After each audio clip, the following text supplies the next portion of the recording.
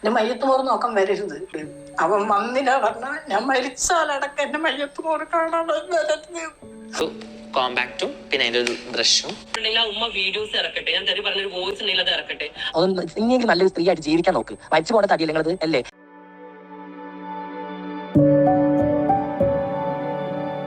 Hello friends, KL19 Sreethu വ്ളോഗ്സിന്റെ പുതിയൊരു വീഡിയോയിലേക്ക് എല്ലാ കൂട്ടർക്കും സ്വാഗതം. ഇന്ന് ഞാൻ നിങ്ങളുടെ മുന്നിൽ എത്തിക്കുന്നത് ഒരു ഉമ്മാന്റെ തോരാ കണ്ണീരാണ്. മറ്റാരുമല്ല, നമ്മുടെ ജാസി ആൻഡ് ആഷി. ഇവരുടെ കുറച്ച് ഇന്റർവ്യൂസും കാര്യങ്ങളും ഇപ്പോൾ സോഷ്യൽ മീഡിയയിൽ നല്ലതുപോലെ വൈറൽ ആണ്.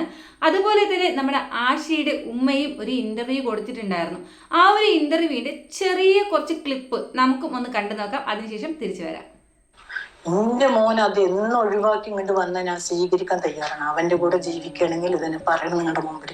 ഞാൻ മരിച്ചാലടക്കം പറയരുന്നു എന്റെ മക്കളോട് ഞാൻ പറഞ്ഞിട്ടുണ്ട്. എന്റെ മയ്യത്ത് മോറ് നോക്കാൻ വരരുത്. ഇപ്പൊ അല്ലാത്ത അപ്പ എന്തിനാണ്? ഇപ്പൊ വരട്ടെ അവനെ, എല്ലാ സമാധാനം തരട്ടെ എനിക്ക്.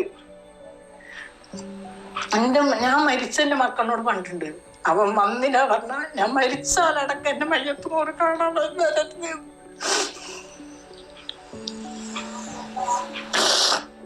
ഇപ്പൊ ഇല്ലാത്ത ബന്ധപ്പ് വേണ്ട.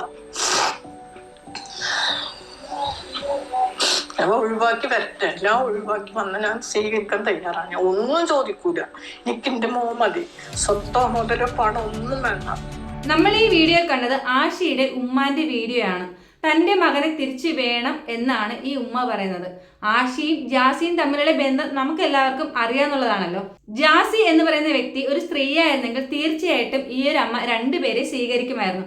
പക്ഷെ ജാസി ഇപ്പോൾ നല്ല പെൺവേഷം കിട്ടി സ്ത്രീയായിട്ടാണ് നടക്കുന്നതെങ്കിലും കുറച്ച് സർജറി ഒക്കെ കഴിഞ്ഞിട്ടുണ്ട് എന്നാണ് എനിക്കും തോന്നുന്നത്. പക്ഷെ ജാസി ഇതിന് മുന്നേ ആരായിരുന്നു എന്ന് നിങ്ങൾക്കും കാണണ്ടേ? നമുക്ക് ആ ഒരു വീഡിയോസ് ഉള്ളതെന്ന് കണ്ടിട്ട് വരാം. എനിക്ക് ഭയങ്കര പേടിയായി. ഈ സൂചി കുത്തുന്നതിന് എനിക്ക് പേടിയാണ്.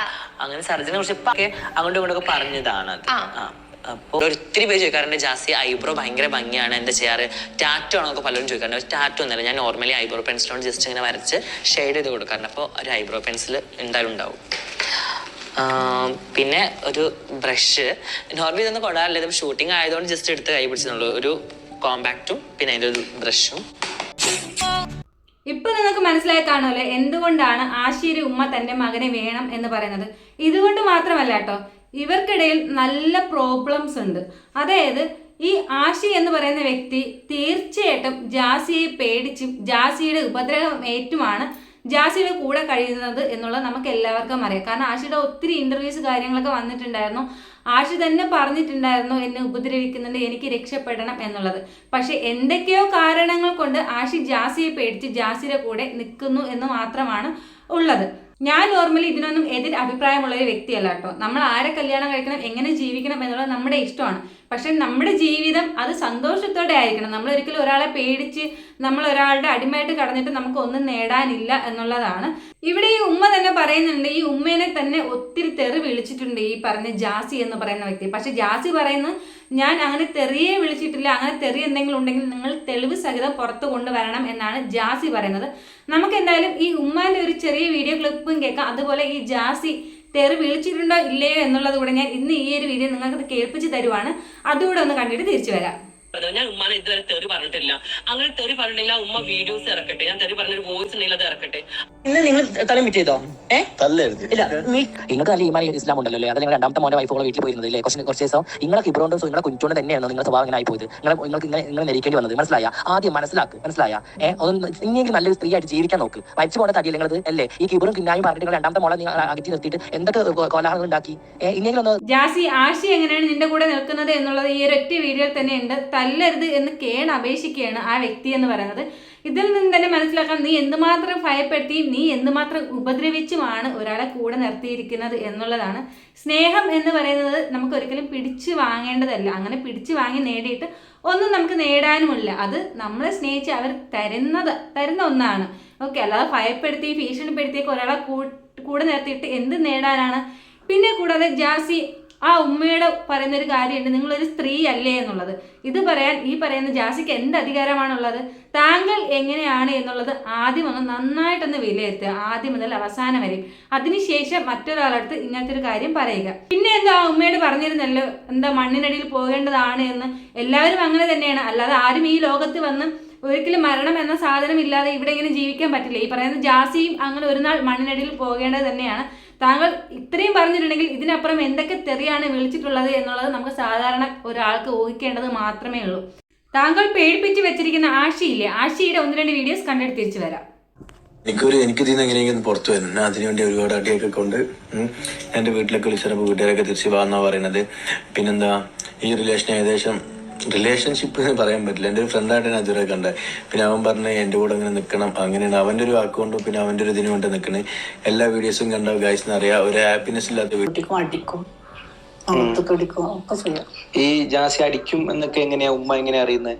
ഒരിക്കൽ അടിച്ചിട്ട് എന്നെ വിളിച്ചിട്ട് കരഞ്ഞിട്ട് പറഞ്ഞു ആ നന്ദിന്റെ പ്രശ്നത്തിലുണ്ട്, ഇവിടെ മുറി അവിടെ മുറി, അങ്ങനെ കരഞ്ഞിട്ട് അവനെ വിളിക്കണമോ, അങ്ങനെയാണ് ഞാൻ അങ്ങോട്ട് വരികയെന്ന്. ഇങ്ങോട്ട് വായോ സംസാരം വന്നു തന്നെ പറഞ്ഞു. ജാസി പ്രാങ്ക് ചെയ്യാൻ വേണ്ടി വിളിച്ച, പക്ഷെ എനിക്ക് ഡ്രാമ കളിക്കാത്ത കൊണ്ട് ചമ്മി നല്ല രീതിയിൽ ചമ്മി. ഹലോ, അതായത് നിലവിലെ സാഹചര്യത്തില് ജാസി ആശി നമ്മളുടെ ഒരു പ്രശ്നത്തെ കുറിച്ചാണ് ഇവിടെ സംസാരിച്ചോണ്ടിരുന്നത്. ഇടി കൊടുത്തില്ലേ, കട്ടായി പോയി. എന്താ നിങ്ങൾ താല്പര്യമില്ലേ കട്ടാക്കി വിട്ട്? അതിനെ കുറിച്ച് സംസാരിക്കാൻ താല്പര്യമില്ല, കട്ടാക്കിയതാ.